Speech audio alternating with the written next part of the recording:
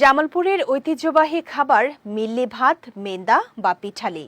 বিয়ে, আকিকা, সুন্নতে খতনা, কুলখানি, ইফতার সহ নানা আয়োজনে জনপ্রিয় এই খাবার। জেলার বিশেষ এই খাবারটি ছড়িয়ে পড়েছে দেশের গণ্ডি ছাড়িয়ে বিদেশেও। তাই পিঠালির জিআই স্বীকৃতি চান এ অঞ্চলের মানুষ। জামালপুরের সরিষাবাড়ি থেকে সোহানুর রহমানের পাঠানো তথ্য ও ছবিতে বিস্তারিত সিরাজ ও মনিরা বিলাসীর ডেস্ক রিপোর্টে। জামালপুরের ঐতিহ্যবাহী মেন্দা ভাত। মেন্দার কোনো জুড়ি নেই।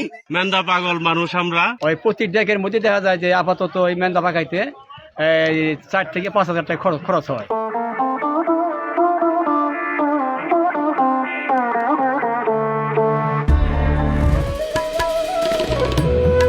দেখতে অনেকটা হালিমের মতো হলেও এর স্বাদ অন্যরকম। নিম্নবিত্ত থেকে শুরু করে উচ্চবিত্ত সব পরিবারেই এর প্রচলন রয়েছে। কোথাও যখন খাবারটি রান্না করা হয় তখন যেন উৎসব লেগে যায়। বলছি জামালপুরের শত বছরের ঐতিহ্যবাহী ও জনপ্রিয় খাবার মিল্লি ভাতের কথা। অনেকে আবার একে মেন্দা বা পিঠালি নামেও ডাকে।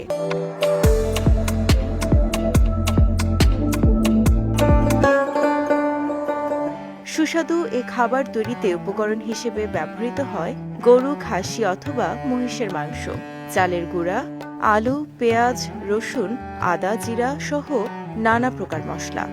15 কেজি মাংস হইলে আর 20 কেজি চাউল হইলে সব মিলে মশলাপাতি সব মিলে আপনার 17-18 হাজার টাকা হইলে 100 মানুষের একেবারে ডিল সন্দেহ সুন্দরভাবে পরিবেশে সুন্দর